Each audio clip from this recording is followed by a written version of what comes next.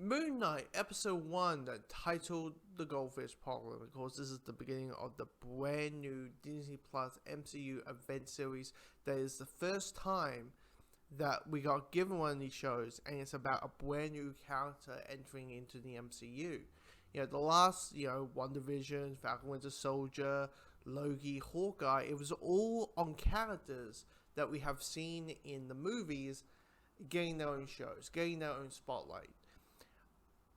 And this is the first time we are getting introduced a brand new character. Now, my exposure to Moon Knight is very, very basic. Like, I know that Moon Knight has split personality disorder, and that he is known as Marvel's Batman. Of course, me as a hardcore Batman fan, I'm like, yeah, sure, I'll wait till I see it.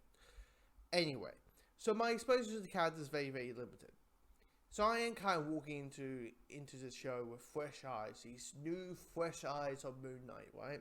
And for the first episode, I will say it's really solid. It's a really well done episode. And I mean, it's not the best episode that Marvel Studios has done. I think it still goes to WandaVision.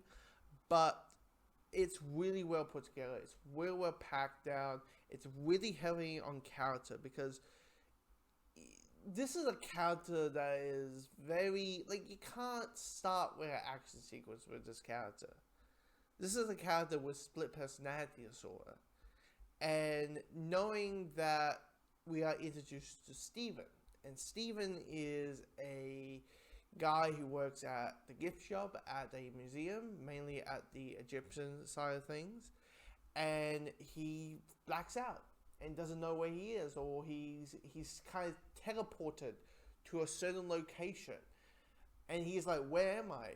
And then he kind of blacks out in segments. He doesn't know what's going on, and it kind of builds so much on the character of Steven, that us understanding that Steven is kind of like just the normal dude, and then this crazy shit is happening to him, and he's experiencing X, he's experiencing Y, like he has a date.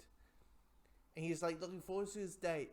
And he's a vegan, but he's going to go to a steakhouse. And we're like, how does that work? But we will never know. Because he goes on said date, thinking it's the day, but it's 2 days later. It's not tomorrow, it's Sunday. In reality. And you feel so heartbroken, feel like, oh, come on, Mark. Let Steven find some love, goddammit.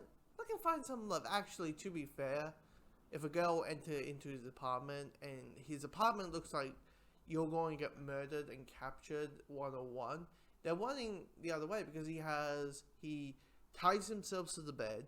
He has like a supernatural sand circle around his bed.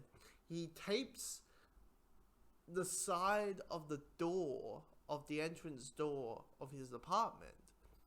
So I'm like, yeah, probably for the best, because people won't understand why.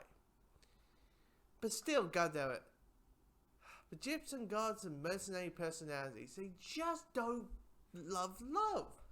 Love is, let your other personality find love, but that ain't gonna be a thing. We are introduced to Ethan Hawke's character, who's the villain, and his character is interesting. Like this episode is basically just introductions. Like, here's Steven, here's hints of what's going on, or like hints of some Egyptian ideology, or whatever form that it's going to be. And here's our villain. And in the first like 30 seconds of the episode, we are kind of introduced to his character, and I'm like, this guy is that crazy because he has glass in his shoes. Like, he walks with glass in his shoes. And I'm like, are you kidding me? You will be in pain. You'll be like,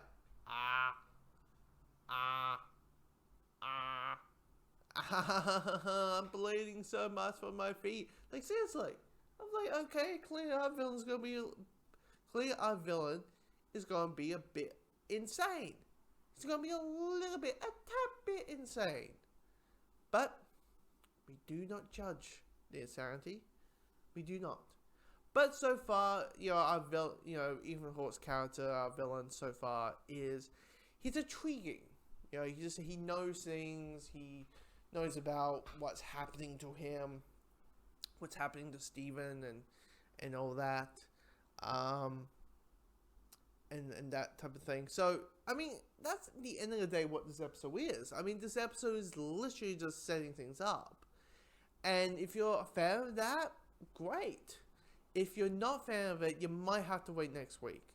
Or maybe binge, wait 6 weeks and, wait 5 weeks, and then on the 6th week, binge it all. Because it feels like it's going to be taking its time. Like, the action will show up eventually, but it has a story to tell. And I feel like this is going to be a situation where, you don't have, this doesn't need to be a movie. This can be a show. I feel like this might be a situation. And knowing it's a limited series, clearly Marvel has plans for this character, but at the same time, they're like, this might be a character that you can do so much with, and this is a cool character to introduce maybe in a show as a one-off thing, and then just put him in like Avengers and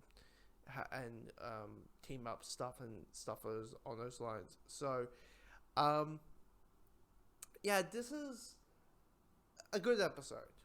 Maybe not amazing, but it's good, and we'll see how now the gears are in motion. Now we have seen Moon Knight, we can maybe have the story now pressing into gear. I mean, hell, the critics did got the first 4, and that's kind of odd. The critics get 4. Normally they get like the first 2-3 episodes. They got the first 4 out of the 6. So that shows something, how amazing this show is. So this might be, we'll see how the show pans out in the upcoming weeks.